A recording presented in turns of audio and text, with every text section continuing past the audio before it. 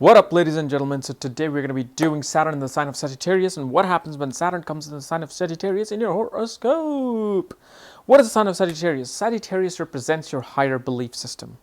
It represents the teachings of your guru. It represents higher philosophical thinking, higher philosophical learning, religious studies, religious higher academic kind of studies, master's degree, PhD, doctorate degree. It's anything that is of a higher system, higher class, like, privileged studies. It also represents your interaction and relationship to gurus, your interaction with the laws and order set by the society.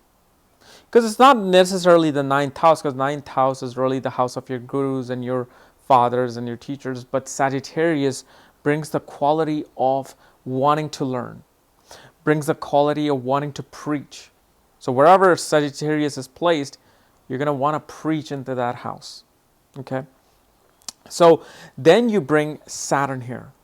Saturn is your restriction, Saturn is boundaries, Saturn is delay, Saturn is your organization skills, Saturn is your discipline, Saturn is your workaholicness, your repetitive job, your ability to work towards those things. Why? Because Saturn makes you work towards the things, towards a placement towards the place that he's placed in your horoscope, pretty much. Whether it's first house, second house, sixth house, 10th house, 11th house, he's going to make you want to work towards those things very hard, before it gives you any fruits.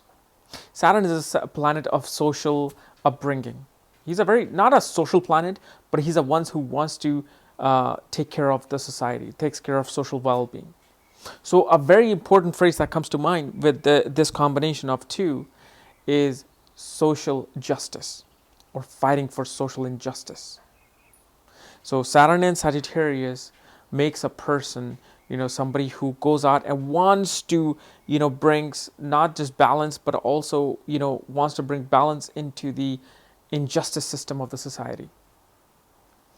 And Saturn and Sagittarius, when he merges there is a very strong belief system in the rituals, in the religious learning, in the upbringing of your belief system. You're very disciplined towards those things. You're very serious towards those things. However, there's a bit of a narrow-mindedness with this.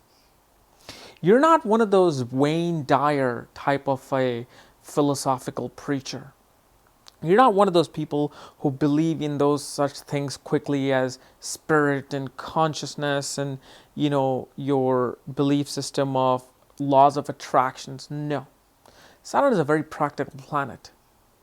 Saturn, when he does something, he wants to do it very seriously. He wants to be very practical and logical about it. So what they want to do is they want to take the ninth house higher learning, ninth house higher belief system, and they want to go out in the world and they want to use that belief system to improve the world, to improve something in real, something that is practical. So if Wayne Dyer, somebody says that you believing in your soul and you believing in yourself will improve these conditions, Saturn and Sagittarius will be like, okay, so you're saying it's going to improve my things. Okay, so let's see. Right now it's 10:30 a.m. Will it be improved by tomorrow at noon? They're going to be like that. They're going to be like, no, I need results. Whatever you're teaching me, I need results. So obviously when it comes to academic learning, let's say if Saturn is a 9,000 Sagittarius, the academic learning will be there. They'll be very serious about their higher learning of master's degrees and PhD, especially if the condition of Jupiter is very good. But Saturn is known as a planet of blockage. Saturn is known as a planet of delay. The true philosophical side of life, the true understanding of life on an esoteric level, on a spiritual level, comes late in life. Till then, they're like, man, I don't care about astrology, numerology, feng shui, or tantricism. I need to know something that you can prove to me right now so I can apply it. So I can apply it to my work. I can apply it into the society and gain something out of it. But as you know, sign of Sagittarius is a sign of preachinghood, because it represents the original ninth house. So these people make very good priests, rabbis, or any kind of a religious figure. Why? because Saturn is a repetitive planet. He loves doing repetitive jobs. And in the ninth house of Sagittarius, he becomes a preacher of working hard, of, strict religious learning, being conservative. So if you notice, if you even go to a Hindu temple every morning, the priest will do the same repetitive ritual. He will clean the shivling, or he will do the puja on all the statues and gods and goddesses in the temple before he opens the temple up, because it's him who has to initiate that first prayer, because he is the devotee of God. Saturn becomes good at that because Saturn loves repetitive jobs. He loves unchanging jobs. He doesn't like too much change, sudden change. He wants slow paced, repetitive work that slowly improves over time. So when it comes to preaching, when it comes to becoming a priest, this Saturn becomes very good at it. This Saturn will memorize the Bible because they will know, because it's everyday job that they have to do.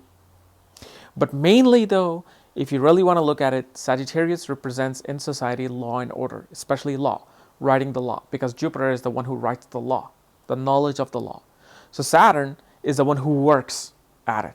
Saturn is the one who implements the law, wants to make sure that everybody's following the law and order, following the strict rituals of the society. So no matter what house this is placed in, that's where Saturn is going to bring a sense of belief system, a sense of their higher learning, and put it into practical use. It's all about practical use with Saturn. But after the age of 35, 36 is when Saturn starts to understand more about life, because Saturn is the furthest planet into the solar system, so he can see everything. He sees everything as a whole. And so he sees the problem in Mars, he sees the problem on Earth, he sees the problem on Venus, and he just feels like, okay, I have this responsibility of making the solar system better. Same thing happens in this life on the ground, because as they say, as above, so below. So there's a heavy responsibility of following higher knowledge, rituals, religious learning, law. So Saturn brings this heavy responsibility towards these things. You feel a lot of burden in learning this philosophical knowledge. And in terms of like blockage and setting up boundaries, Saturn does put boundaries in your ability to go through that higher spiritual learning.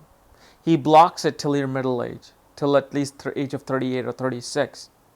In Sagittarius, especially if it's in the ninth house, your ability to learn higher things. So if you have this Saturn, let's say in the ninth house, in the sign of Sagittarius, then make sure you always look at the placement of Jupiter, where Jupiter is placed. Because Jupiter is he's the Lord of Sagittarius. He's the one who decides the rules for Saturn. So if Jupiter is exalted, he'll give you higher learning.